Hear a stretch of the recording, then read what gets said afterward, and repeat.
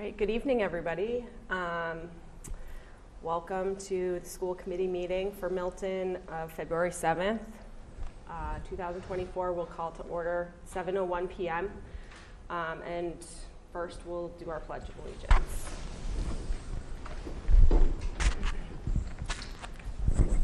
I pledge allegiance to the flag of the United States of America and to the republic for which it stands, one nation, under God, indivisible, with liberty and justice for all.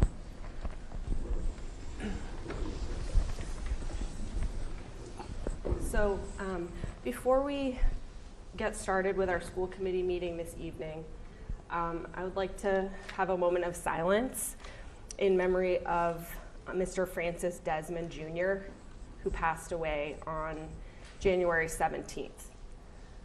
Frank will always be remembered for his dedication to the town of Milton. He was a graduate of St. Agatha's School and Milton High School, and he went on to serve in many town government roles. He was a longstanding town meeting member and a prior trustee of the Milton Cemetery. But Frank Desmond loved the Milton Public Schools, and he was a strong advocate in his role as both a school committee member and chair, as well as an instrumental member of the school building committee during the success of our school building project. And he saw that project through completion. The last time that we were working through a big need to update our schools in Milton. In addition to all of that important work, he was also a proud member of the Milton Foundation for Education and the Milton High School Boosters. He was a well-known face at many Milton school events and was always known as a go-to person for support of our schools. So it seemed appropriate on behalf of our Milton School Committee to just pause and remember him, and to say that our thoughts and prayers are with Frank's family and friends at this time.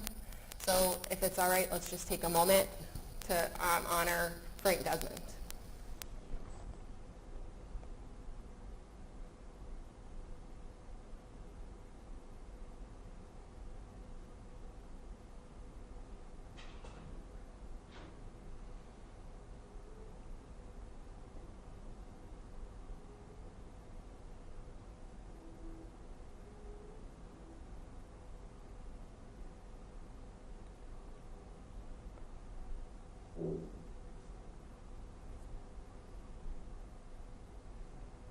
Okay, thank you.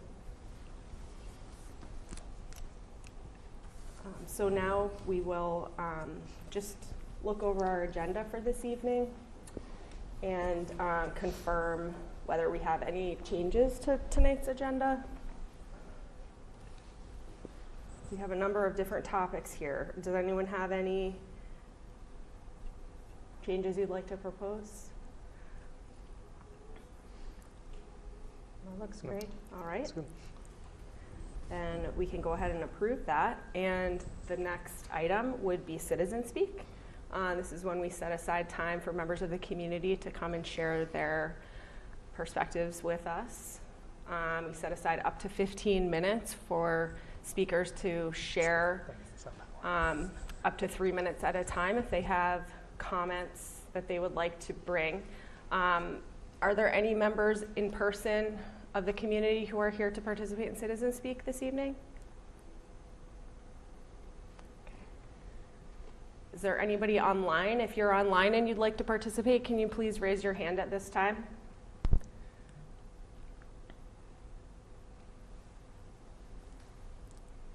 All right, I do not see anybody raising their hand. So in that case, we'll just move right along into the superintendent's report, and you have a lot of exciting things to bring to us this evening. So go ahead, Peter. Good report. I'm hoping I don't choke on this wasabi piece again. Mine's choking. So before we get into some of the itemized topics under my report, I just wanted to share a few other things. One, you probably saw the principal update for tonight's meeting. A lot. Thank you. So you saw the principal updates, a lot going on. January was a really full month. February is a very fast month with break coming up in a week and a half. Lots underway, so I just wanted to kind of emphasize that there's a lot to catch up on and stay connected to in all of our schools. I think you saw a lot of write-ups in January around the MLK and the work that was happening there. This is Black History Month, so continuing to kind of carry forward some of that work into this shortened month as well. The priority report is very close to being done. We're kind of finalizing it with a lot of different hands are a part of this.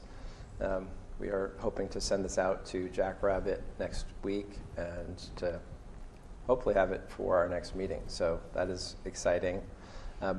Part of our work with that plan, which I've mentioned previously, and we're getting down to, I think, brass tacks now in terms of planning for March 5th, our PD day, where we're bringing the entire district together to reflect on the report, and really the report as a kind of a backboard for the things both that we think are working really well in Milton and the things that we want to spend time on in the years ahead, and really giving voice to all of our staff about what they feel, what they experience. And we're going to be collecting a lot of data from that day, which we'll then be using as we, for the next few months after that, really start to put stakes in the ground around an action plan, implementation plan, and setting a coherent vision for the next academic year. So this is part of that systems work that I've been talking about that is really, really important. When you read through the report, you're going to find there's a lot of kind of analysis of systems and kind of what's in place, what's not in place. And it's been interesting in talking to all the different folks that are helping to write this. There's very little that people disagree on, which is a great place to start. A few other things, healthy kindergarten signups. So right now we are 20 students over where we were at this time last year. So I'm not sure, is that going to have any impact on our? Yes. Okay, good, yeah. I had assumed so, we just hadn't talked about it yet. So we don't have a final number, but we're getting close, and it's always good to be up in numbers as opposed to down. So that is, I think, a positive. And Just need another classroom to go into, but well, other than that, that's going to be on the topic here Okay. in a minute. All I'm right. going to be talking about that. So I would like to transition to one of my other topics is introducing our new Tucker principal. Could I? Absolutely, yeah. Okay. So Celeste Hogue, welcome. Thank you. So we are absolutely thrilled to welcome Celeste to Tucker and to MPS. We've gotten to know you better over the last number of weeks, and the buzz after we announced you coming has been real, and I've had lots of conversations with people who say, we're really excited to have her come. So we'd love for you to share just with the school committee a little bit about what you're excited about, kind of anything that crosses your mind as you sit at the table here. Sure. Well, thank you very much for this warm welcome. I, too, am very excited and very honored to be appointed as the next principal at Tucker to start in July. I do plan to utilize and leverage some time that I have in my existing position to be able to spend some time in the community working with some key folks as well possibly at Tucker, but within the district and in the community as well. As some of you know, I bring with me just over 20 years of experience in education.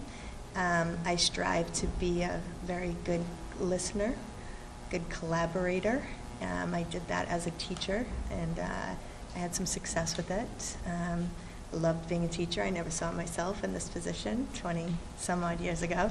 But as a school leader, I pride myself on trying to do that as well, because I think those are fundamental skills that, work well when you're working with, your three core populations that you're working with in a school, your staff and your community, your families, and your students.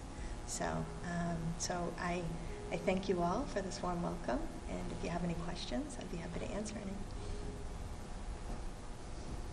I just want to thank you for taking the time to meet the Tucker community. As a parent who also participated in the screening process, I think people are thrilled to have you on board, and we wish you the most success, because a lot of our kids, few of our kids will be living with you next year. I have to say, I felt very welcomed that day. What could have been, I think I said earlier to two other school committee members, was that day that could have been very stressful and nerve-wracking. It was very pleasant. I felt very welcomed. I enjoyed it. It was a long day, but I really enjoyed myself. And when I left, I found myself wanting even more to be appointed as the next principal. And I thought that was really telling. When you're driving away and you're not regretting anything. So, That's a good sign. I was excited. And I felt very welcome. So. That's good. Thank you. Thank you for helping to make that experience pleasant. Well, Tucker is such a special community. I mentioned I have two kids. I have a fourth grader and a first grader. And we've been part of Tucker for a long time because we also got to participate in the pre-K program there as well. And that warms my heart to know that you picked up on that just in your short time so far being there. And, as we've all known, Tucker is so deserving of an excellent leader, and we're just happy that that's going to be you. So, well, I will really try my best every day. I promise you. Looking forward to getting to know you, and I know that, as you mentioned, Peter, so many folks are really excited to have you joining us. Well, that's so humbling, I got to tell you. So thank you so much for sharing that. Any other you. questions? No, all right. Great. Thank Well, you thank so you all much. very much.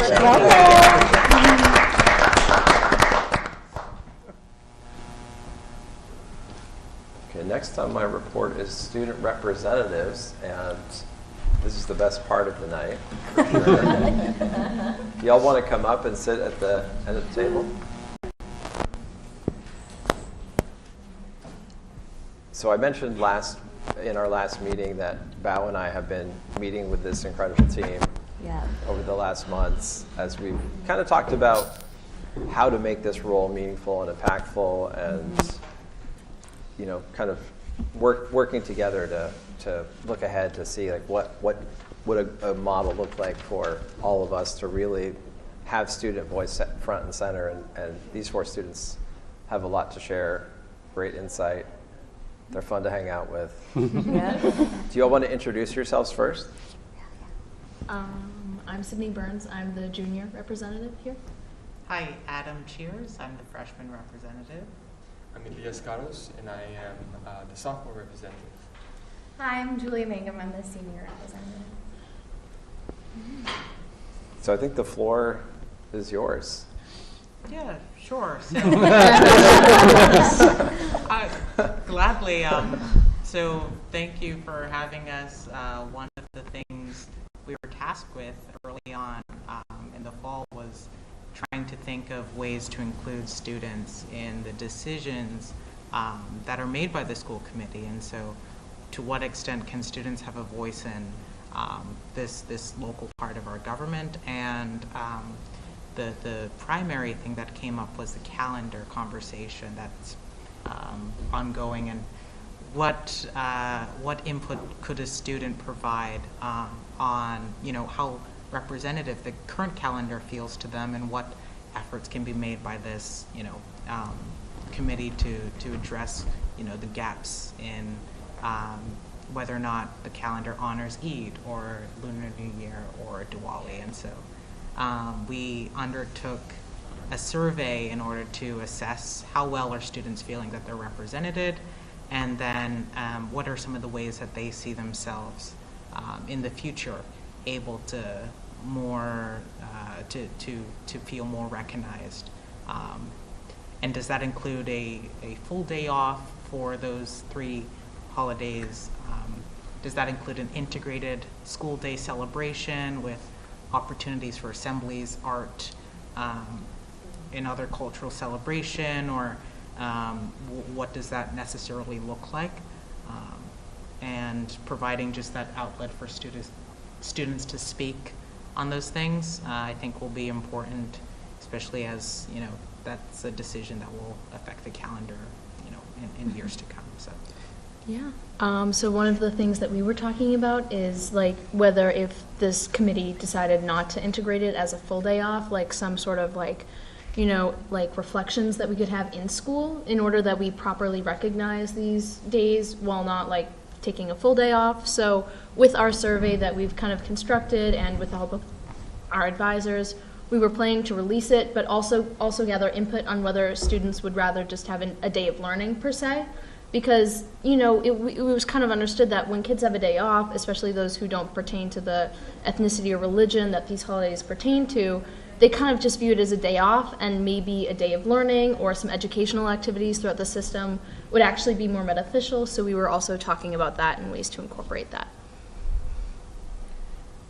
Yeah, I totally agree with Sydney. I know that when we first talked about this, I was thinking like, whoa, like I've never heard of some of these holidays before.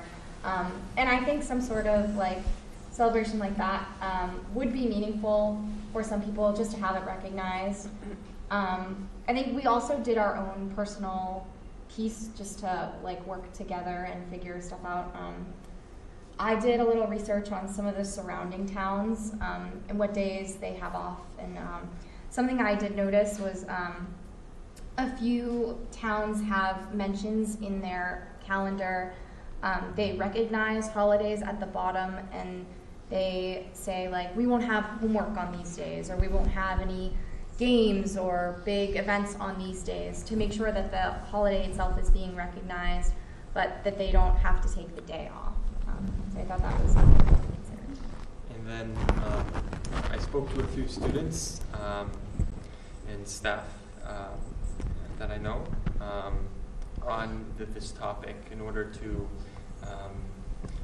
maybe adjust the survey we made a little bit to fit their needs.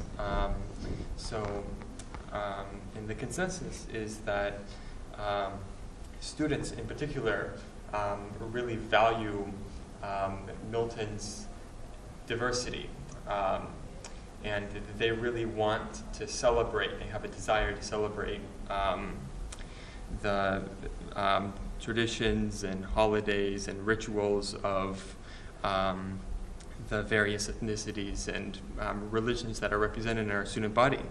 And then also, speaking to a few staff members and students, extending the school year into the summer has been, it's been that matter of concern.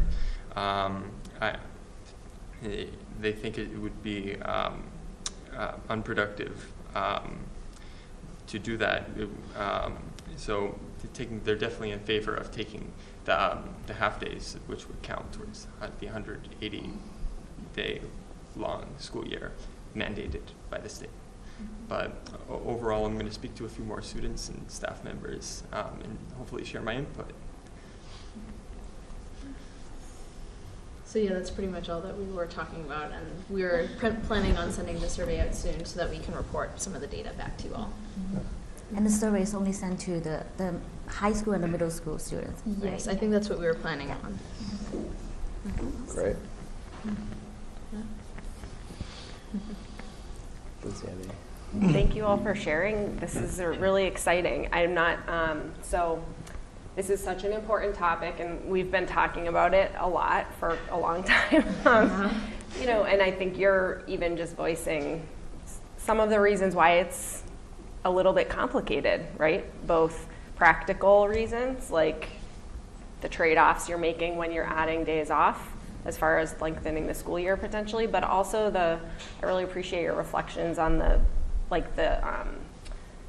meaningfulness of like how to really help us celebrate and learn together. So I think, you know, this topic is one that we do need to come back to. We need to, sorry, my brother is calling me. We talked about the idea of creating a committee that would be representative, that would include members of the community, that would include obviously students. And maybe there could be a way to incorporate the data you'll be collecting within that, sort of the deliberations of that. I think we talked about a working group. We haven't like settled on what it would be called, but the goal would be to come up with recommendations that could then inform the school committee undertaking some like bigger, like comprehensive review of the calendar next year. So it sounds like everything you're working on could be timed well to kind of dovetail into that. And there could be great ways for you, the four of you, to participate going forward in those different ways. And then in the meantime, I mean, something you're making me think, I don't know what the rest of you all think, but like for next year, since we've kind of realized, we realized through investigating different things to do with our union contracts that are in place for next year, that we don't have a lot of flexibility at the moment in changing out the days off that we currently have within our calendar. And so we do know, having approved the draft for next year, that like those 3 holidays that you're thinking about will not be days off next year. And that doesn't mean they couldn't be days off in the future if that was like a decision the community came to together. Bless you. But what could we do next year? You know, like I think that's another thing that you all could really help us think about, help you, Dr. Burrows, think about, and your team, right? Definitely. Like, we And will be in school next year. And so what can happen on those and maybe other days in school to,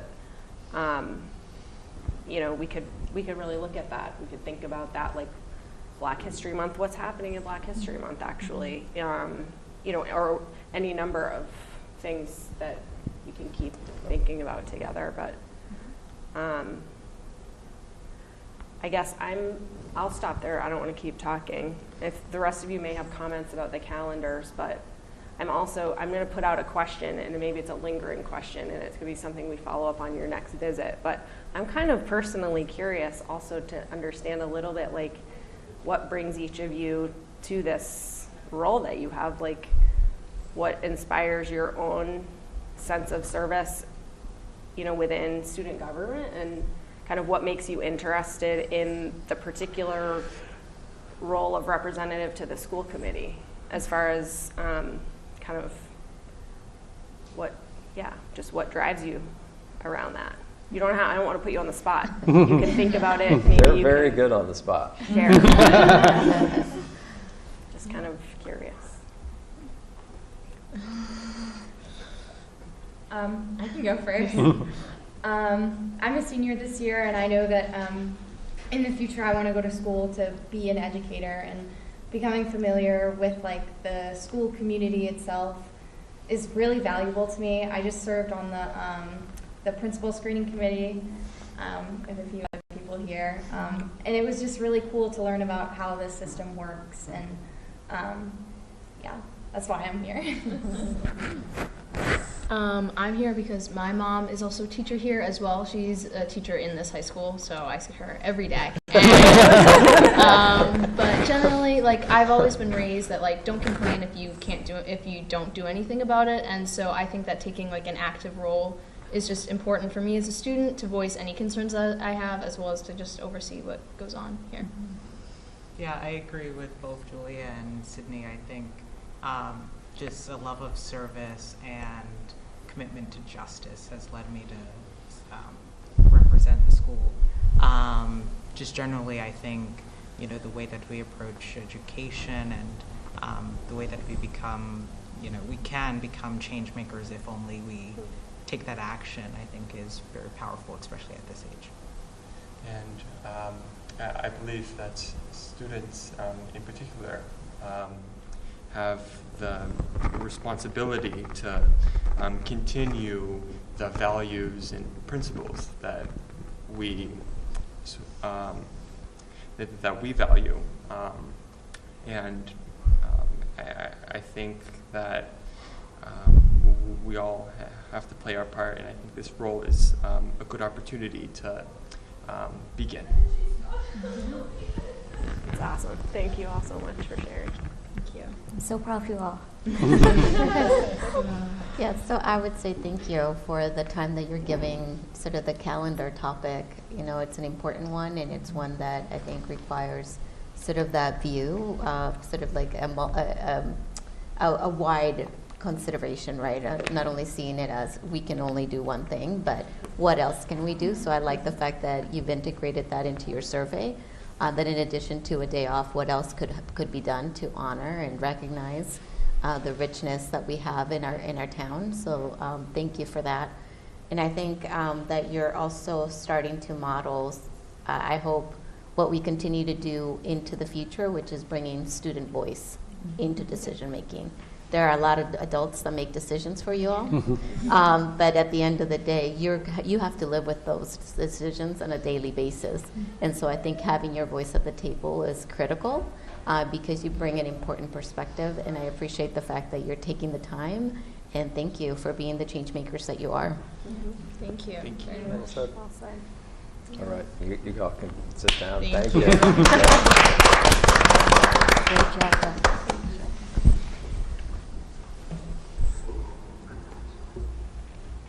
Okay, so our next superintendent's report item is short-term facilities update. Let's keep rolling here.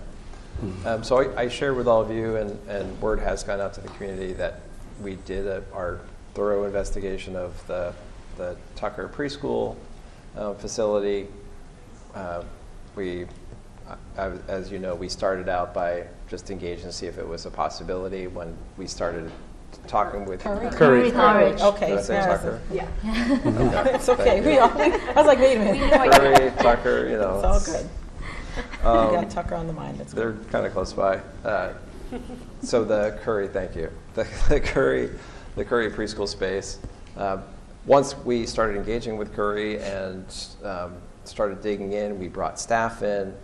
We looked at what program we could move over. We engaged everybody as we needed to, right? We talked with CPAC, we talked with staff, we looked at everything. And as we kind of looked at the costs of that move for 5 years, what we would gain, the fact that we couldn't move all of our programming over there, so we would have to split some programming. There were staffing implications to that as well. So when we looked at the whole package, we recognized that for a short-term space needs, it didn't fit the bill in the way that we needed it to. It did, however, give us more clarity and I think more intention around the Cunningham attic and really galvanizing that community to hone in and make that happen. You all know that we do have, and I'm going to ask Chris Hayden, our Director of Facilities here, to come up and be a part of this conversation. Thank you for being here, Chris. Thanks. As you know, we have a $2 million ask in the capital request for the Cunningham attic. I've worked with our principals in both buildings in Cunningham and Collycott to engage their staff. So both John and Holly have worked with their staff to gather information around what do you believe are the biggest space needs we have. Of course, every staff member isn't an expert architect and can't say, well, we think this should happen or that should happen up there, but they can share, based on my lived experience in this building and looking at the needs of students, these are the things that I think would be most helpful. So we have that data now. This happened last week. And I'm going to let Chris talk a little bit about kind of what are the next steps from here to the finish line and what kind of timeline could we expect depending on the kinds of decisions that we might make about what goes up there. Thank you. So I met with Holly and John as well to discuss what they would like to see up in the attic. You've got 4,000 square feet of space. There is potential for restrooms up there. So it really came down to what type of space would be beneficial to Cunningham Collicott up in that 4,000 square feet. And nobody knew. It was really a question of what's happening over at Curry. Do you build classrooms? If you build classrooms, you'll spend the full $2 million because if you build classrooms, you will need bigger. You'll have to fully build out classrooms, and you'll need full functioning restrooms, larger restrooms to support the students that are up on that floor. But then if Curry came through, was it going to be breakout space? Was it going to be could it be art or music rooms, or is it could be a potential library where it's a lower cost in build out? It could be a smaller restroom needs up there, which then maybe you spend $1 million. So it was just one of those. We just didn't know at that time. So you sort of shoot for the moon, right? So $2 million, we feel you can build out your classrooms. It seems that there was concern if it's breakout space, having the students travel up to the 4th floor. It's really, and as I'm learning and understand sort of breakout space, it sort of just happens immediately. It's quickly. It's sort of outside the room. It's at the end of the hallway. But if you're on the 1st floor, are you going to travel up to the 4th floor to sort of have this breakout space? What sort of makes sense in the operational day-to-day school day? So it would support wellness. Yes. Exercise. Yes, correct. Yes.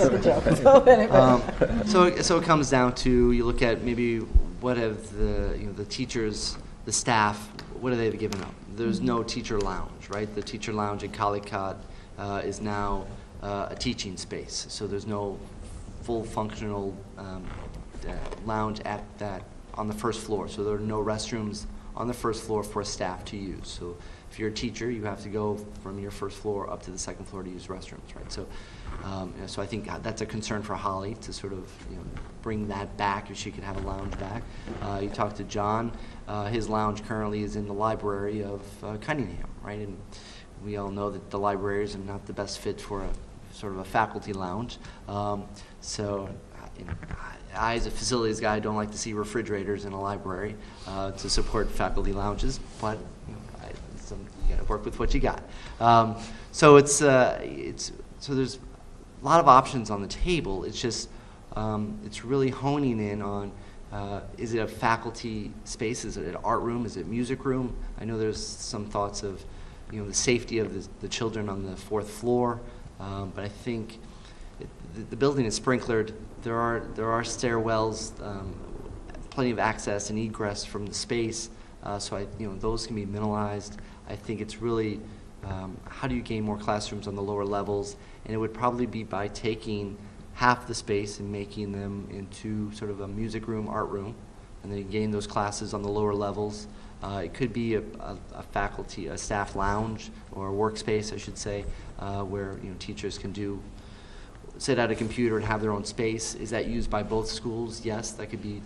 So those both schools have breakouts or a workspace for their teachers to grade papers or do whatever work they do during the day.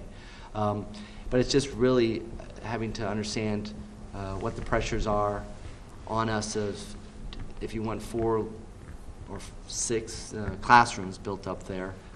It's what are those going to be the upper grades, and and sort of then what happens? In fact, everything just sort of stays status quo on the lower levels, and you take your $2 million, you get your classrooms, and you get your restrooms, but maybe the upper sort of the 5th graders are up on the 4th floor. So it's just. I don't know the logistics of that. That's sort of up to the principals to know the day-to-day. It's just looking at space. I just look at 4,000 square feet of what the potentials are, and I know that we have an important vote coming up on the 13th, so that sort of questions everything. But how much are we looking to spend up on the 4th floor? If you want a simple, quick build out, it could be a library. Everything can stay exposed. You put new flooring in. it's been a library art space before for the town of Milton. And then you have finished floor on the third floor where your library used to be. That's finished space. So to build out new classrooms there would be less costly. But once again, do you want the library up on the fourth floor? It's once again, it's a space that the kids aren't there all day long, but it's an opportunity to sort of save money on that aspect of $2 million. If you move the library upstairs, would you then retrofit the existing library for classroom space? Yes, yes. So there are so if you look at the floor plan, there are sort of 4 classrooms directly below the library. So you would sort of just mimic those. And then in the library, there's sort of the computer center, and you have the offices. And those could be, the offices could be left, and the computer area, the computer lab could be reworked into another classroom. But yeah, so you sort of have the floor plan that would just sort of mimic what's down below. But there's already 2 classroom craft out at the library currently. Yes. So exactly. if you make it mimic what you have on the first floor, Right. that's 4 classrooms only. Yes. And we already have 2 classrooms there. Yes. But there's 2 one's a lounge. One's a lounge. So, but but it's one of those. It's just trying to fit the Tetris pieces together to what benefits the school. What's the current square footage of the library itself? That is. I know it's over 4,000 square feet, so it's larger. So you'd be going to a smaller footprint for the library. That's a downside of that. But the library also includes the offices and that computer lab that seems to be on the sort of the list of what do we do with this space now that computers are sort of, or at least those computers are going away. So it's about you're talking it's about equal. I want to say about 4,500 to 4,000 square feet. Is there an immediate need for a classroom this fall? There may be. I was talking about the kindergarten class, so that was the first thing I thought of. Because then it questions, if you were to use the 4th floor as classroom space, how quickly could it come online versus the library's partially finished. I'm not a big fan of, I don't have a preference, but it's when you start thinking about the logistics of getting it ready for the beginning of the school year, it's limits your options. I'm thinking. Yeah, no, one classroom could be feasible. The whole build out probably wouldn't, financially the funds wouldn't be available until July 1. So, you're starting now just hiring an architect and getting to design. So you're really not online until September of 2025. You'll be ready for that.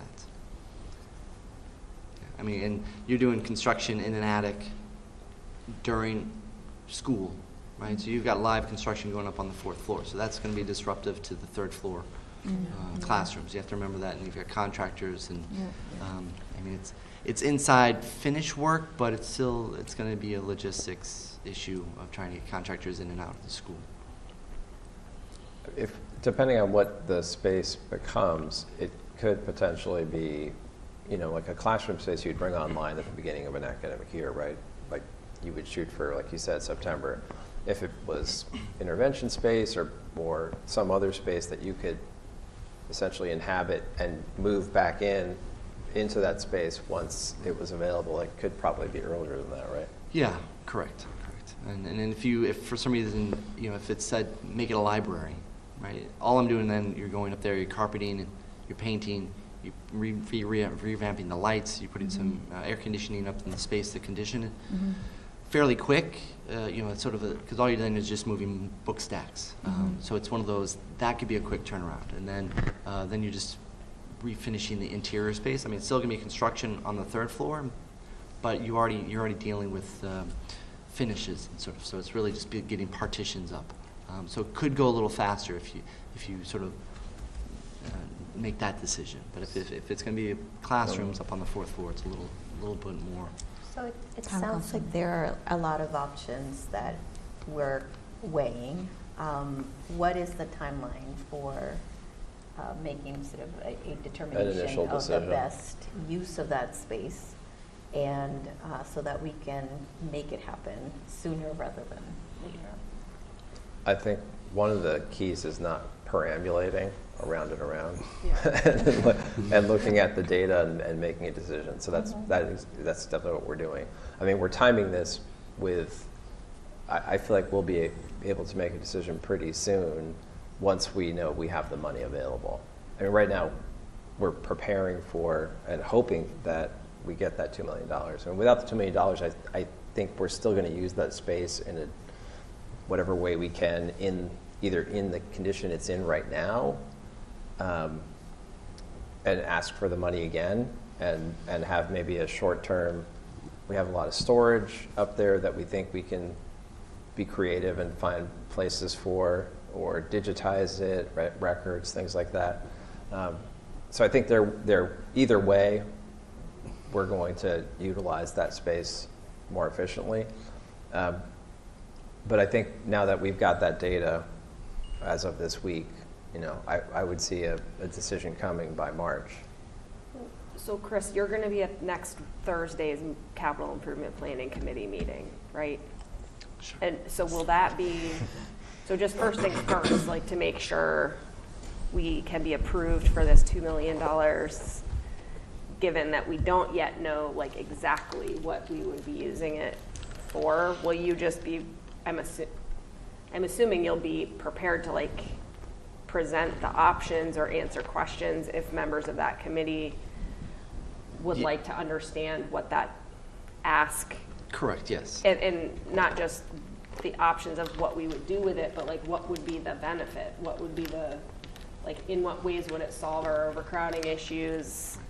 Details to that effect could persuade folks that this is absolutely a necessary investment. I mean, I think we could share from, I've reviewed the data from staff, and, staff say we need more breakout space. We're 5 people in an office, and we need more space to do our jobs, getting intervention out of the hallways. So, I mean, there are things that we can we could share today. If that meeting was happening now, we could share these are the things we're going to address because they've been prioritized by staff previously and recently in this survey that Cunningham and Collicott both did. Yeah, I mean, just speaking with the town, the question was, well, if Curry happens, do you still need the $2 million? Mm-hmm. Right, it's one of those. So the town is looking at it as, how much do you really need? Mm-hmm. So, and all budgets are on hold for right now. So no one's getting any answers on approvals until after Tuesday.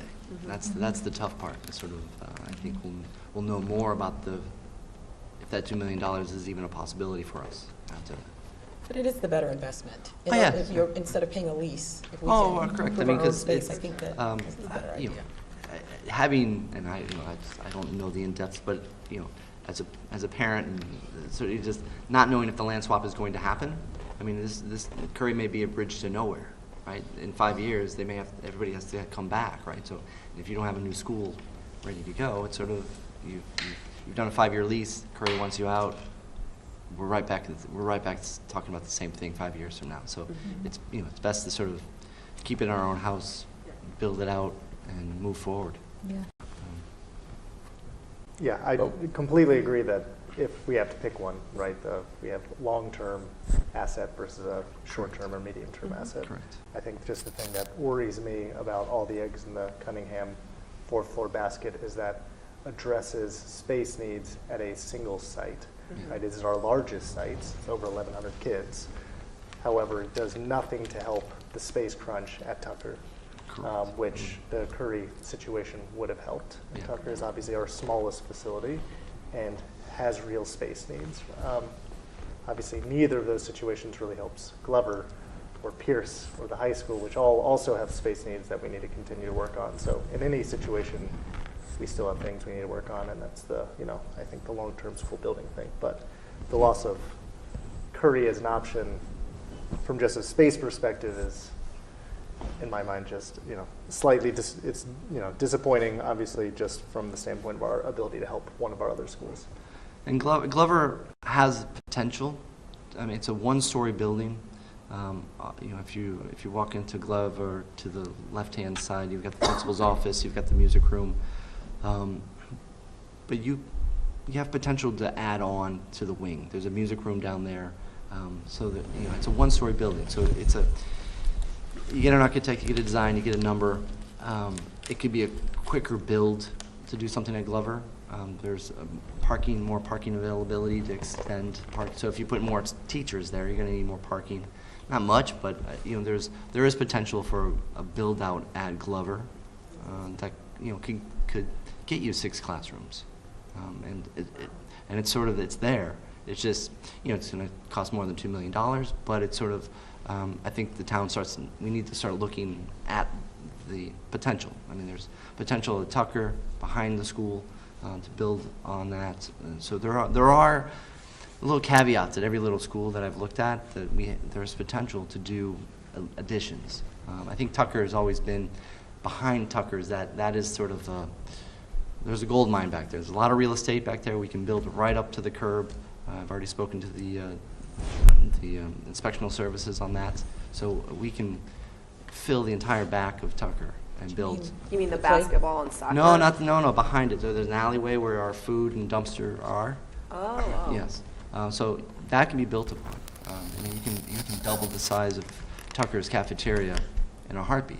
It's so there's potential back there. It's just the food service and your dumpster service, the trash, right? Those trucks are backing over your playground every morning. Right.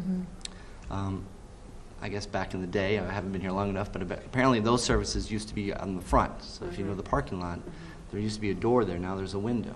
Right. So if those services can come back to the front, you've got plenty of real estate behind Tucker to build 3 stories. That's good I to mean, know. you can double the size of their cafeteria and then build on top of that. It's sort of so there's potential. I just don't want anybody to give up on our schools and sort of think that the Guile Road is going to be the answer.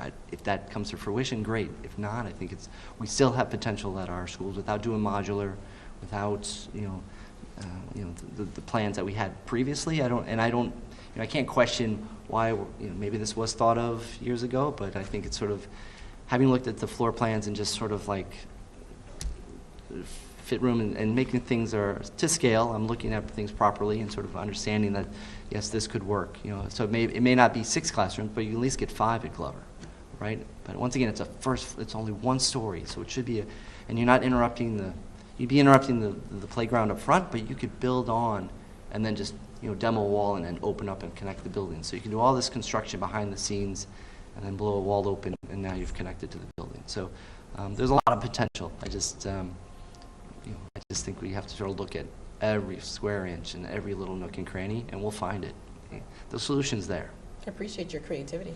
Thank you. Thank you. And I think this is part of that creative process. You could look at something like 10 times and not see it, and then you're like, oh, okay, it's right there. So I appreciate that you're going to that level of detail and looking at everything and looking at different options for each of the different facilities, because it was kind of disappointing to hear about that Curry wasn't going to work out, and then we're kind of back at square one. So I appreciate you kind of I enjoy doing it. looking at those options, and it was great to see go through the tour with you when we did that back in the fall and see those spaces. So it's like as you're explaining, it's easy for me to kind of like visualize it. So thank you so much. Yeah, I mean, a lot can happen at Tucker. I mean, we saw the library, right? There used to be the old gymnasium, so you can mezzanine that. You can make the library 2 stories, different levels, so you can expand their library. So there's Tucker, even though it's small and it's just not isolated, but it's just stuck there in that corner. There's a lot of growth potential there. So. And that was a clever suggestion too about that mezzanine at Tucker. Yeah, I mean, It's once really again, clever. Because again, it's can't it's build out, great. build up. Right? Yep. Love that. All right. Right. Okay. Okay. Thank you very much for having me. Thank you. Thank you.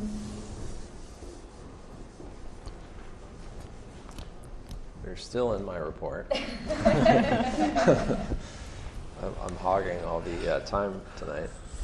So our final in my report is the Milton High School Program of Studies, and there's an attachment. Karen, do you want to come up? So I invited Karen here just to answer any questions you might have. This will be warned as an action item at our next meeting on the 28th, is it? Good evening. How are you? Great, thank you.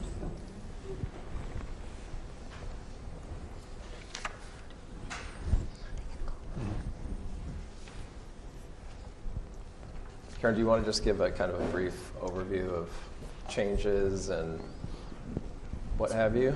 So I believe what was shared with you is just an overview, a document that indicated the changes, the grammatical or any other changes to the program studies. Overall, there's no major changes as far as there's one new course being offered through the English department, Introduction to Law. What we've done more is streamlined courses. For example, in our math department, it used to be, computer science, AP computer science, robotics was always in our math department, and we've moved that to our career tech department to just streamline the courses, all the technology courses in a department. So that is one of the major changes. Course names just to be more in alignment with 21st century expectations for courses. So that is a lot of the changes that you're going to see. We have in our English department, 2 years ago, I believe we proposed or we implemented semester-long English courses, which really the students have really hit the ground running with them. Some of them have become full-year courses. For example, one of the courses, African American Literature, was a semester-long course. Now it's a full-year course for seniors. So I like to see the growth that these courses have over the years. Another semester-long course that we're changing to a full-year course is Sports and Society. And when you walk into these classes, you just have to see the conversations that are happening. It's really great. So again, we shared with you the site, the current site, and as I said, the document that I'm looking at, it's just name changes for the most part. That's, if you'd like me to go through all of the name changes, I'm happy to do that. But if you'd like to just look at it on your own and ask me questions in the next month, that's fine too. I'm happy to say just one of the things to stand out, in our social studies department, I said this last year, we were going to be piloting AP African American Studies, and we had one full section of that run this year with 25 students in it, and we will be running that again next year, not as a pilot, but as an official course here at the high school. We were one of few high schools across the nation that was piloting that course with great success. Dr. Burrows mentioned the newsletter, the weekly newsletter, and last week, I don't know if anyone saw it, but we had a Black History Month celebration in the AP African American course, where students were bringing in foods and celebrating and exploring their culture and sharing it with everyone else. So that was a great experience that students had last week in one of our classes here. So I'm really excited that we've had full success with that, and now it's off the pilot list with College Board and something official that we're offering to our students for next year. So any questions that you see at this point? We're proposing more dual enrollment courses through Quincy College in our English department. We've already done the math. We're adding more English as well. The African American course for college credit, and the Introduction to Law, which is an elective course. So again, I'm happy to answer any questions you have now or at a later date. No, I think the English, the creativity in having the 2-semester English courses gave students a significant amount of flexibility in terms of being able to get into literature in areas that they like. Mm-hmm. And I think it was very successful from the feedback I've heard. And I recently received a flyer, or saw a copy of a flyer, that the high school is deliberately trying to get more students enrolled in advanced placement by having students as ambassadors. Yes. Kudos for coming Thank up with you. that. I think it's a great way to involve their peers in making the case for why these programs are valuable and these courses are valuable. So thank you. Thank you. Thank you very much. I just want to, someone had said earlier about student voice, and when I sat here 4 years ago applying for this job, that was one of the most important things to me, and to listen to the students here talk this evening. I thought that's why you were here. Yes. Cheer them on. But just to listen that they all sit here and advocate for what they think is right, and knowing that they have a voice means so much to me, and I appreciate that you listen to what they say and what they bring to the table. I think their voice is extremely important, so thank you for that. And the AP work, we continue, the dual enrollment work, we're going to continue to do.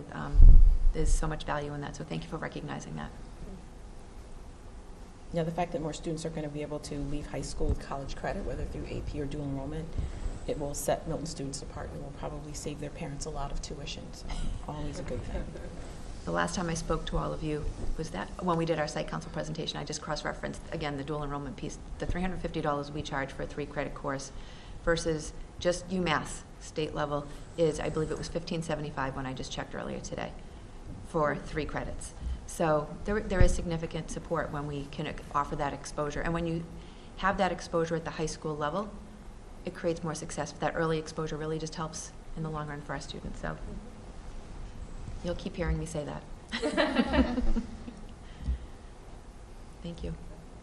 Anything else you'd like me to talk about? I'll be right over there if you have some questions. Thank you. Thank you. Thank you.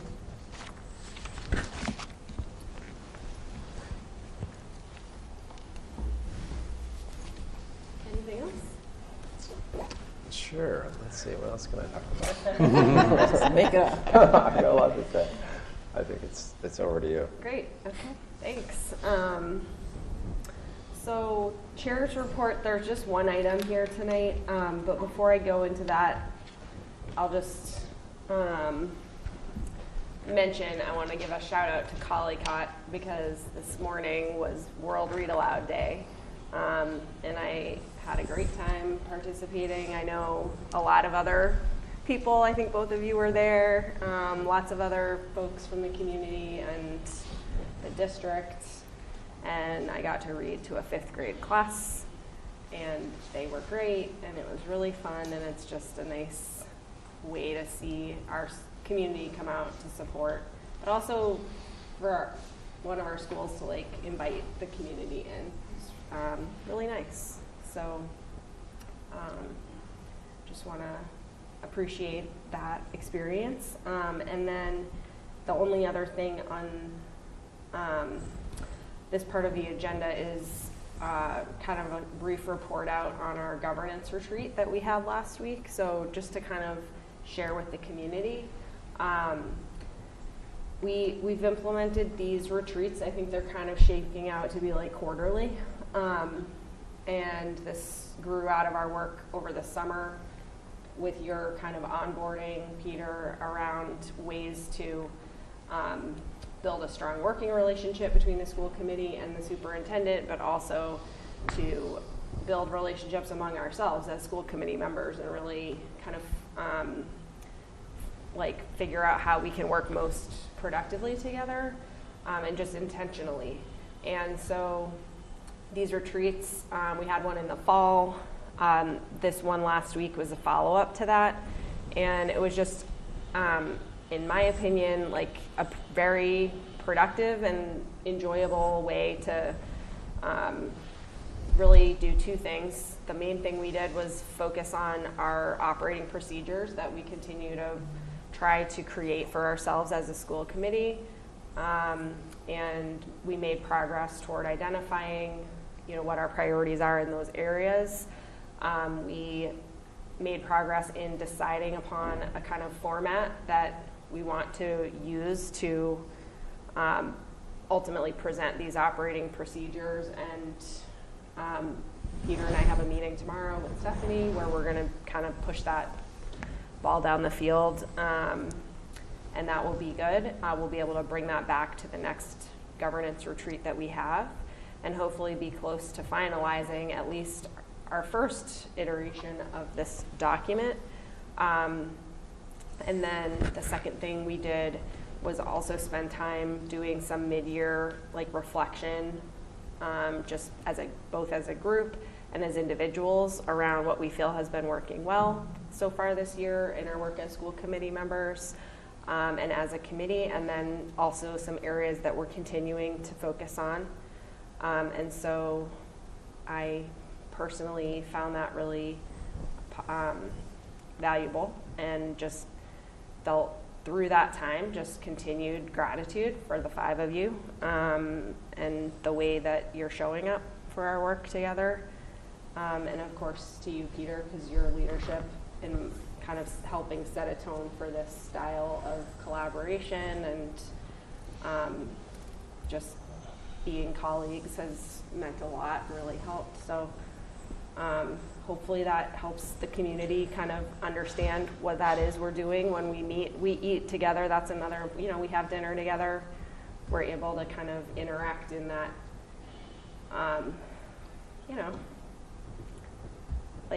way that colleagues do when you have that opportunity to not be like so focused on the laptops or so many agenda items and whatnot. I don't know if anyone has anything to add to that, but I think we're still working to finalize the date for our spring retreat because we're trying to figure out when we can all be there for it around some jet-setting international travel that some of our members will be getting to do. So we're gonna have to stay on email finalizing that date, but. I thought we already had the date.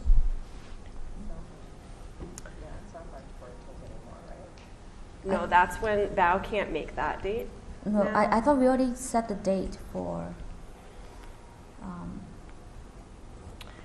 So March I 27th. can look and see. March if I can- 27th is a regular school committee meeting that has been like pushed back. And I think what I'm kind of waiting to see with your calendar, Peter, but what I was then wondering about was like April,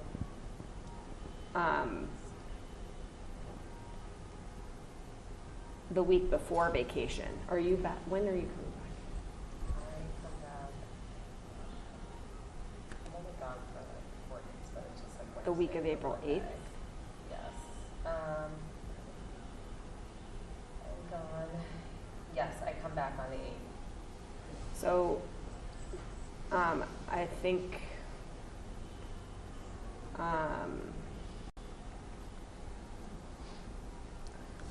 I was wondering about that week, like later that week, perhaps, if that would work. Like, I'm out of town the week of April 8th. you are? That's right. Okay. All right. Well, And 17th is school. Is that school vacation? that's school vacation. And What about the first? You're leaving on Wednesday. yes. So I could do before. Would anyone be able to do April 1st or 2nd? April Fool's Day? Yeah. We don't have to decide right now, but if nobody automatically knows those are non-starters, that might be something I ask April 1st also Easter. about. It's Easter Monday. Yeah. I can do either, I think. I'm available. Okay. I'm around. Tuesday would be slightly better for me, but Just slightly. yeah, I have something I could move if I need to. Okay. I'll follow up on that. I'll follow up on April 2nd. What should I write down here to? Charlene's probably watching right now, but Well, Tentative. so I guess showing. that's the question is if April 2nd, if April 2nd would work, it would be great to confirm that ASAP and get that like on our calendars. But that would be our governance retreat, April 2nd, yeah. sort of for the spring, the final one before the election. And we would have had a regular school committee the week before, and then So no meeting on the 3rd. no meeting on the 3rd. April 3rd is being pushed back to March 27th.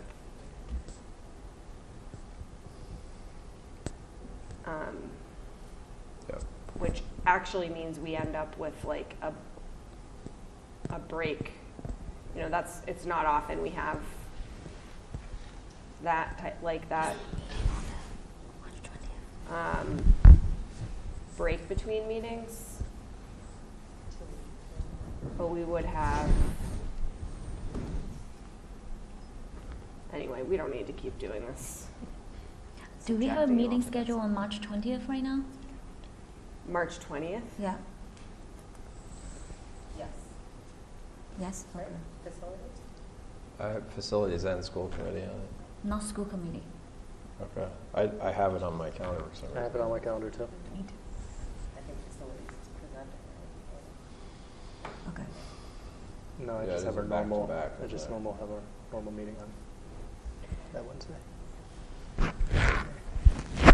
So can we follow up with Charlene about Yeah. getting those Yep. invites? You're coming in tomorrow, so confirmed? we can do that. That's true. Okay. All right. Thank you all for your patience.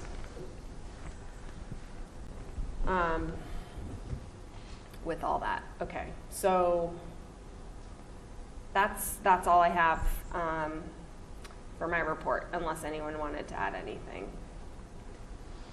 Okay. All right. So then over to you, Beverly, Finance. So we have, first up, 3 vendor warrants that we need to approve. The first being vendor warrant number 28 in the amount of $634,149.97, payable on January 18th. We also have warrant number 29 in the amount of $368,997.94, payable on Jan 24. And then last but not least, vendor warrant number 30 in the amount of $125,976.04, payable on Feb 1. I would love to take care of all 3 of these at once, since there are 3. May I have a motion? So moved. A second? Second. All in favor? And next on the list, we have the FY25 budget. I know that since the last time we met, we have not changed the ask for the budget, if my memory is right. That's correct. I don't know if you all want to go over the presentation in any detail, but it has not changed. So if you're all comfortable, or actually let's start with, do you have any questions about what you saw, or would you like to see it?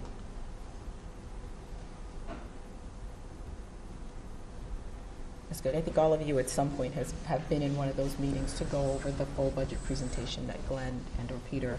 And I think the last time the question was the dual enrollment. And it was not on the table. It was not incorporated. I take that back. As part of the FY25 budget, one of the things that we voted on and agreed to was there will be a $35,000 allocation within the operating budget next year. I shouldn't even say operating, wherever Glenn finds it. That's within the realms of the law to subsidize the dual enrollment tuition fees for our students to make them comparable. Ultimately, I think working on a sliding fee scale, but in the meantime, there will be an allocation so that students that, whether they're enrolling in AP or dual enrollment, the fee for both college credits should be equal. And as per the policy that we've been implementing for the past several years, if a student has a financial need, they can participate in both of these at no cost. And then I did have a question in terms of students taking AP classes.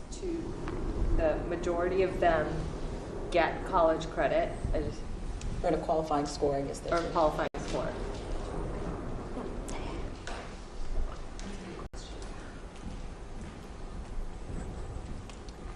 So to your question about do students receive the AP credit, it really depends on the college. Okay. It's not how it used to be that every college accepted every AP course. So we actually ask our students to do a lot of homework with our counselors and with their teachers just to do the research. If you know what schools you're applying to, see what AP courses they accept. Depending on your major, they'll accept certain AP courses. If there's electives, for lack of better words, English, if they're a science major, the AP English could be one of their electives, at that college. There is no concrete answer to that, Okay. Unfortunately. Okay. Even with the dual enrollment, we encourage the students to participate in the dual enrollment if they meet the criteria, but at the same time, do your research on the schools that you're looking at to see if they'll take that credit. And if you're questioning it, they work with their counselors to call the schools and ask. Okay. And is that something they decide before they sign up for those classes, or is it kind of after? The AP is usually after students are enrolling. Students are enrolling in AP courses and dual enrollment courses because they're offered here at the high school. That is something that we're fortunate that we're able to offer here at the high school, dual enrollment. You don't have to go off campus to go take a dual enrollment course, right? Same with AP. So the students are enrolling in those courses. For AP, they are taking the exam. That is an expectation of College Board. That is an expectation that we have. To enroll in dual enrollment, to get dual enrollment credit, you don't have to decide until April. So Coincidentally, Brian Seelig, who's the head of the math department, went into the math courses today to talk about the dual enrollment opportunity. They don't have to decide until April, so they're in the course regardless of getting dual enrollment credit or not. So, but unfortunately, I can't give you a list of schools that accept AP credit. It really is a case by case, depending on your major, depending on what you take, and depending on your score. A 3 isn't always a guarantee anymore, as we used to think it was. Is it also fair to say that many schools, many competitive universities value students taking the most rigorous coursework, or not? I think that's part of what they're looking at. I think college acceptance I know college acceptance has definitely looked very differently over the past several years. And they're looking for more diversified resumes, for lack of better words. They want a course load that is appropriate for what you are capable of, along with well-rounded student involved, working, and whatnot. So we encourage students to take what they can handle, and what that looks like for every student is very different.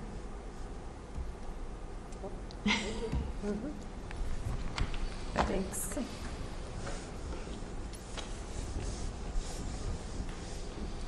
Thank you. Any other questions? All right, so I would like to get a motion to pass the FY25 budget. Let me get the total.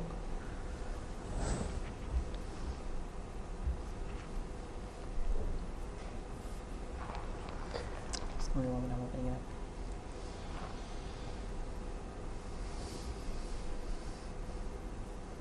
There we go.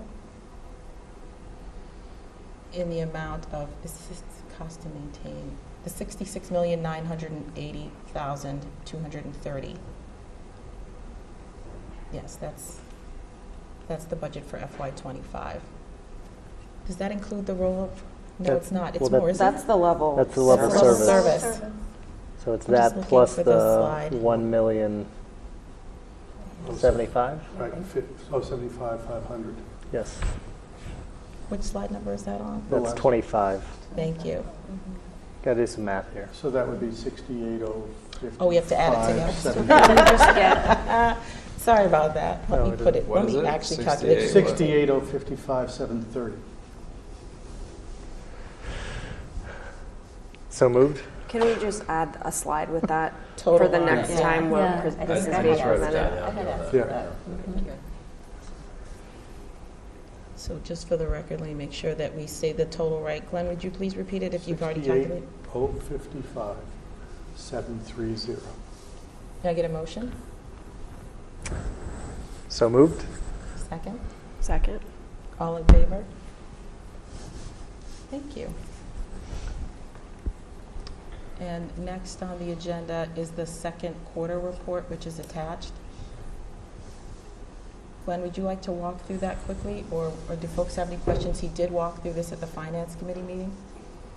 We have some highlights related to things that are above and under, but otherwise, it's the same report. Yes, I mean, it's, looking at the majority of our budget is salary. You know, we are on budget with our salaries. It's a few other issues that we're being very careful about at the moment, most notably the special education. Since I wrote this report at the end of December, the state has come out with its guidelines for the circuit breaker reserve fund that they've allocated this year. We've been to the webinars on it, and we're in the process of putting our claim in for it. That will help alleviate some of the overage that was in the out-of-district tuitions this year. As you recall, they were increased by 16% by the state after we had built our budget, which didn't help a lot. Yeah. So that hit us pretty much with a $1 million hole, more or less. We hope to recoup a reasonable percentage of that, at least. Initial estimates could be as much as 700,000 of that through the extraordinary circuit breaker. So that'll take a little pressure off that. But it's still, we have to watch the costs as we're going forward through the year. As we noted in our in the budget presentation, our special ed costs are up. We have more educational assistance required by the IEPs and so forth. So it's that's the primary stressor on the budget right now, and it's what we're following. As I say, at the end of the end of December, we didn't have a good feel for heating bills yet because it was early in the heating season. And since they don't come in too promptly, I still don't. I won't for another few weeks yet. But so far we're so good. And so that's the other part we're going to watch. Spring, right? Well, you know, if it never snowed, According to then we're Phil. all set. And I don't think the groundhog, like he said, early spring, right? So we're thinking we're good? Yeah. Of course, that's the groundhog that had a 39% accuracy ratio, so I wouldn't bet the house on that one. He's due. That's what that means. So then the circuit breaker only really covers the increase that we had for Right. this year. There's two circuit breaker programs. There's an extraordinary circuit breaker which kicks in if your costs are 25% above last year. That's always existed. That's a standing policy, and we've never done that. We've never gone up 25% in 1 year, although we have this year. So once you get above that, there's a certain percentage of it, that overage that you get back. And then the new version is the reserve circuit breaker, which says, in fact, if anything over 7.5%, you get some money back on. So, but it's a question of how it gets counted. You have to do one first and then the other. So one comes one way and one comes another way. But we're hoping, you know, we have to have that in by early March, and so we're hoping that that will make a dent, because otherwise it's concerning. Mm-hmm.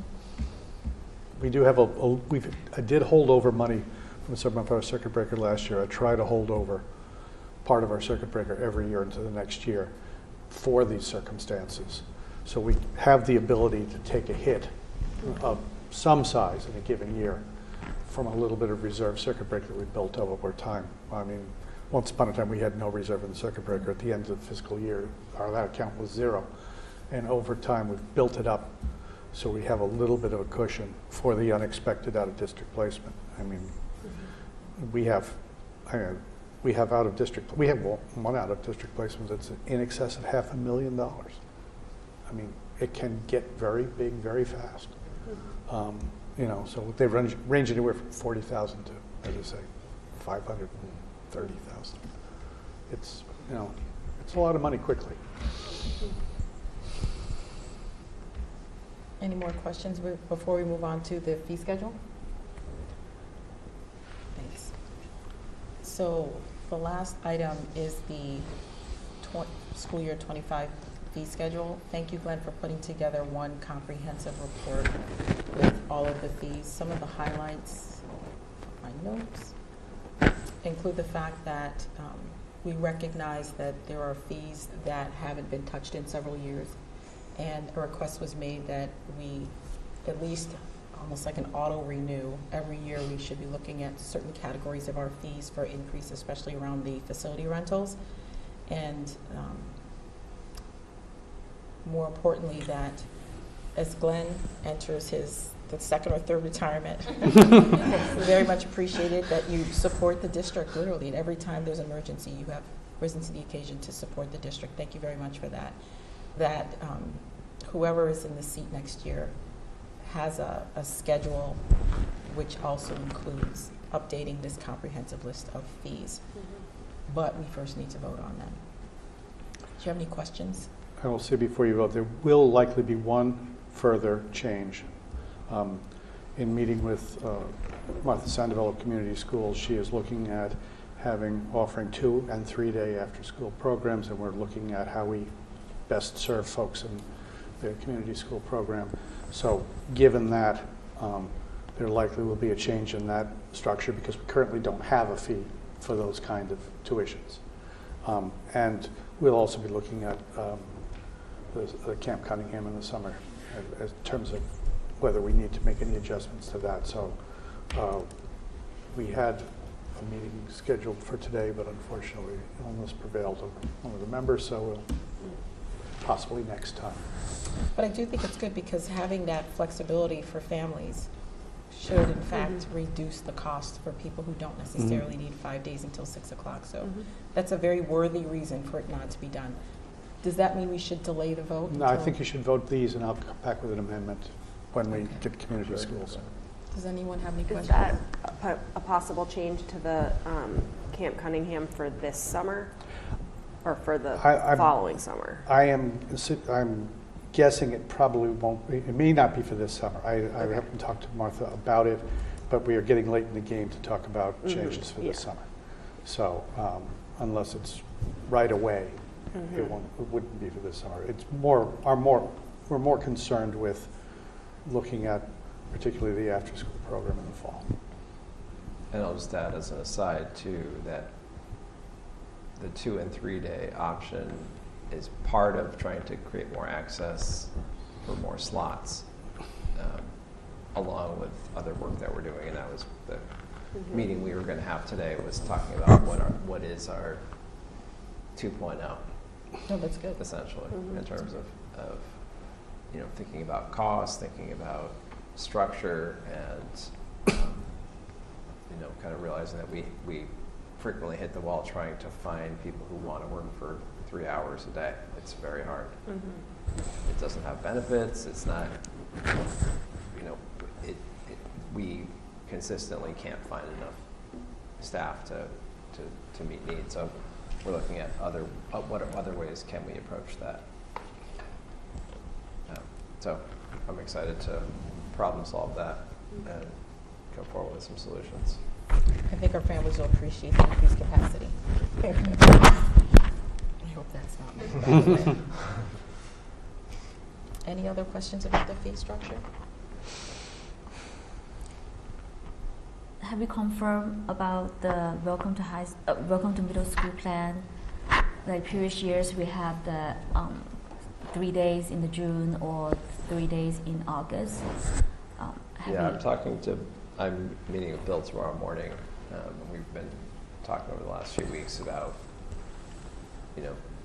this includes the elementary schools too. So we're talking about what's possible, and is it possible to build that into the school day? Is it, maybe potentially on both sides, so elementary side and the middle school side, because part of the transition is bringing elementary kids together. I mean, that's the power of that experience for kids. Is I went to Glover, and I don't know kids from these other 3 schools. Like, that's what helps them get settled a little bit. And you all as parents know what that's like. Who have had kids in this system, right? Like once you get to know like all the kids that are there, you kind of like can relax a little bit. Like, okay, I'm going to be okay in that new space. So anyway, I'll have, I think, more information soon about what's possible for this year and what that might look like. I mean, the other thing is just engaging there's a lot of staff involved too, so I'm not sure whether that would make it onto March 5, that in-service day where everyone's coming together, whether that might be a time to engage and talk about that or not. If we're going to get to that level of specificity. But one of the designs I've been kind of mulling over is a morning together district-wide, and then some work back in buildings in the afternoon, where principals can meet staff and looking through, kind of reflecting on both district-wide realities and then kind of digging into what's happening at their building, and I think there could be some benefit to a mix and match type of approach. So maybe the elementary teachers from different buildings could also work together to think about. Oh, for sure. Do that, accomplish that. Yep. Sounds good. Okay, so is the idea that we'll vote to approve these pending Milton Community Schools and the Pierce orientation? You'll just keep us updated as you make decisions around those? It sounds like we'll make an amendment at that time. Yep. When we Okay. finalize. That seems good. So can I get a motion to approve the FY25 fees? So moved. Second? Second. All in favor? No, it's all good. Thank you, and that's the end of the Finance Subcommittee report. Okay, great. Thank you so much. So that brings us to policy subcommittee.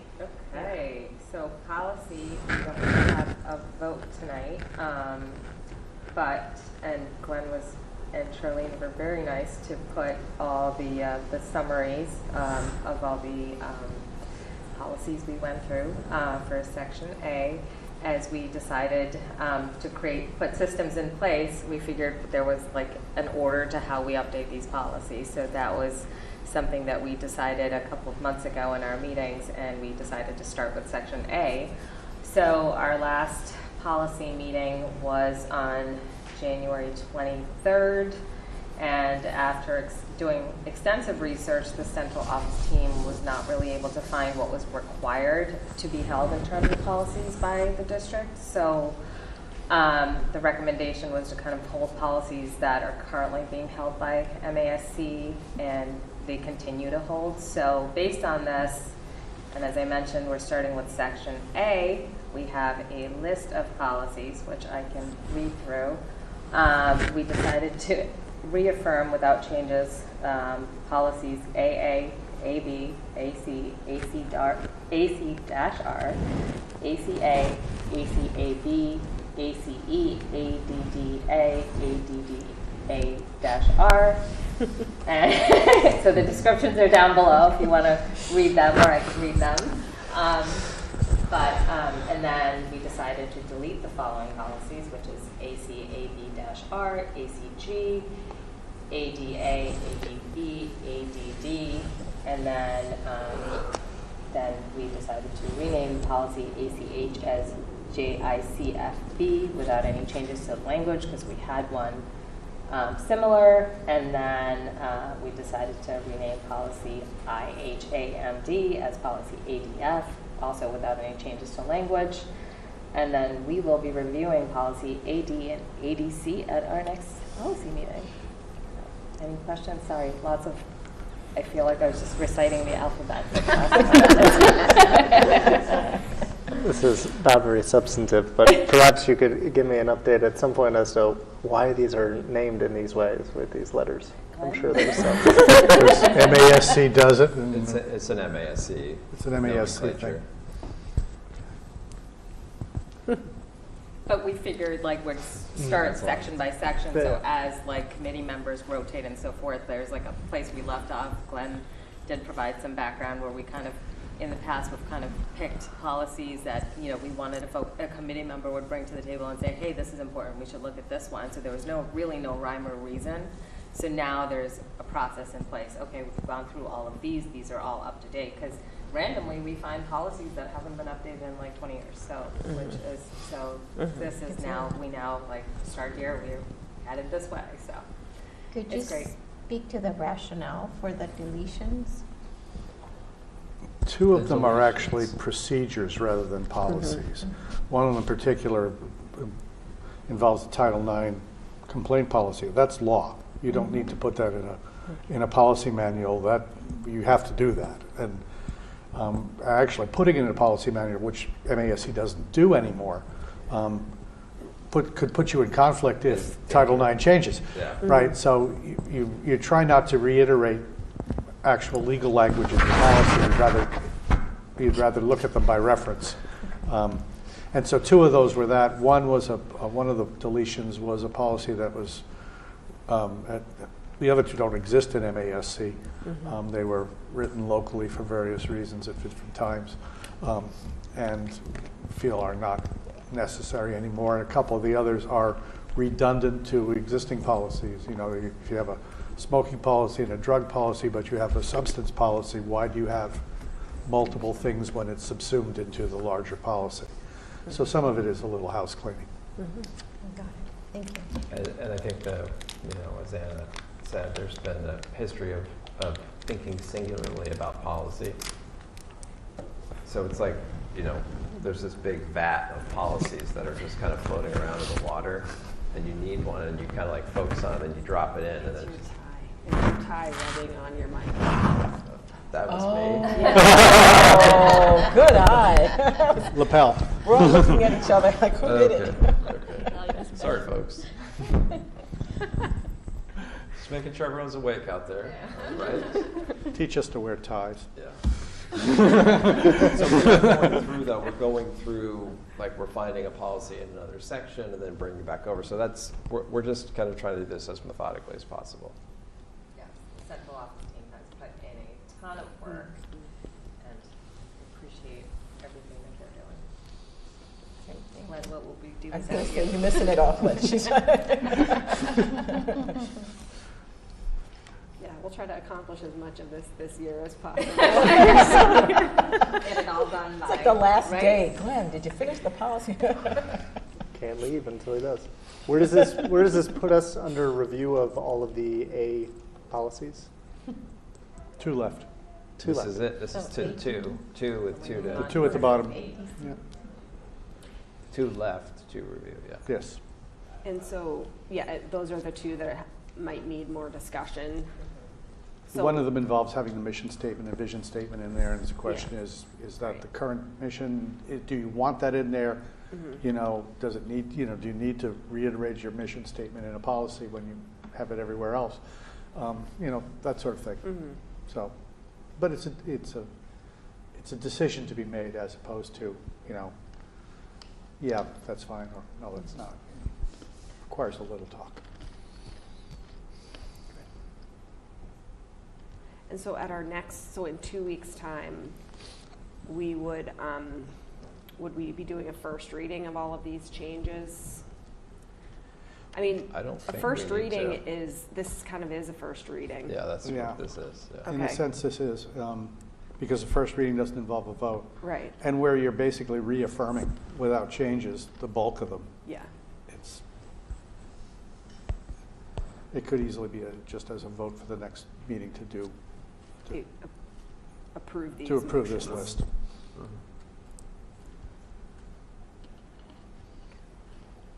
Great. Thank you, Anna. Thank you for all the work on it.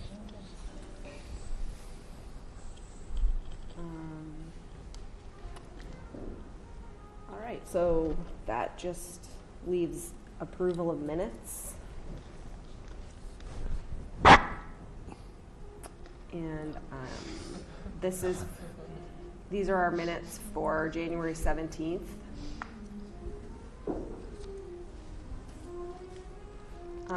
I apologize because I forgot to review these minutes, so may I take 2 minutes to just scan through these? I'm sorry. I knew there was something else I meant to do.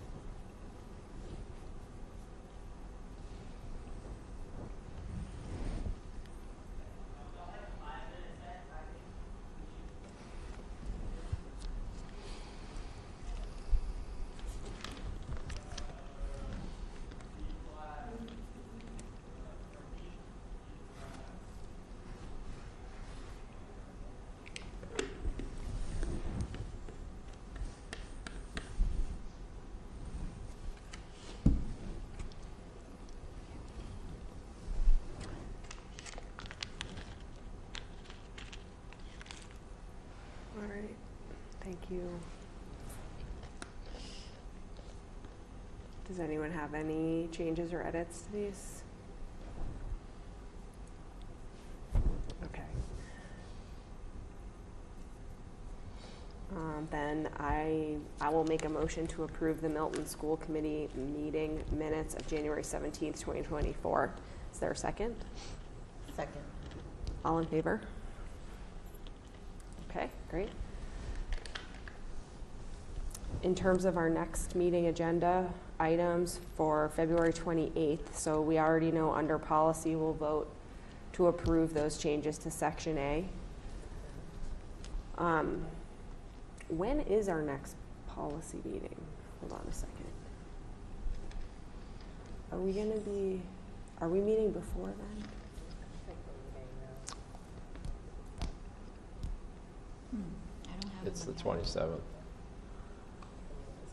Okay, so it's conceivable that we might have like first readings of those other two policies to bring on the 28th, but either way, there'll be a good policy report that day. We have the approval of the MHS program of studies that we were able to review tonight. Are we doing the curriculum review presentation? We should be, yeah. Okay. To figure out what that looks like. We also have the priority report, so Yeah. it might Will you make be sense to kind of presenting bring. that on the Yeah, 28th? that was my plan. Like yeah. prior to the March 5th Yeah. working day? Okay, Yeah. great.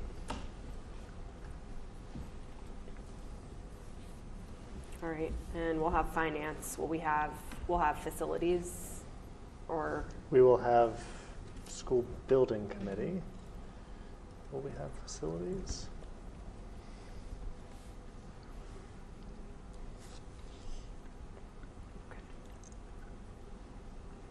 On And the then- 28th? Yeah, we have facilities Yes, we just have before the meeting. facilities. okay, great. And for the student representatives, will there be like a cadence to that, or? We don't meet until March 1st. Okay. Yeah, we'd like to get into a cadence where there's some predictability, and you know, they were excited to talk about the calendar tonight. You could probably speak for yourself out there, right? Yeah. See. But yeah, I mean, I think they would like to. You know, one idea we talked about was having a, like, every time, whatever that cadence is, every other 6, meeting, yeah, or 6 weeks, 4 weeks, whatever to come forward with something that they're thinking about, talking about, engaging, and also putting them in a position of watching these meetings and understanding what's being talked about. So when, you know, we don't necessarily, Val and I don't necessarily have to meet with them to talk about topics. They're engaged and looking at what's happening in meetings and can come forward and kind of present, you know, and we'll guide too, of course, but I think there's some real value in them being engaged in what's being talked about, both here and I think around the school and in town too. So in all those different ways, coming forward and talking about like what's important, and without going into, I think the thing we talked about, we don't think is the best direction is just talking about what events are happening at the high school, you know, but talking about substantive things that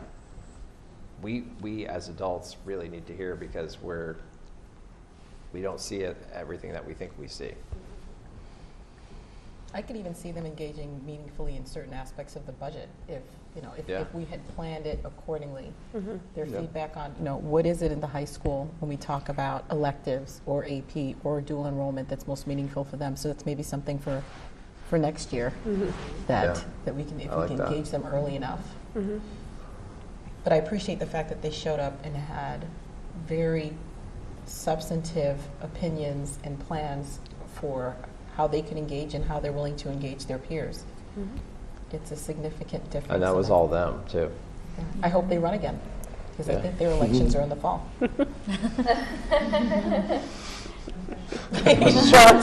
Should have been like, yes. Hope we're not scaring you off. And someday sit here, right? Yeah. That's right. These subcommittee members or Definitely. superintendent or All right, so we might not have them on the 28th agenda, but looking forward to having you back soon. And I think that's it. Any comments? All right. So in that case, is there a motion to adjourn? I make a motion to adjourn. Okay. Second? Second? All in favor? All right. Thank you, everybody. Good night.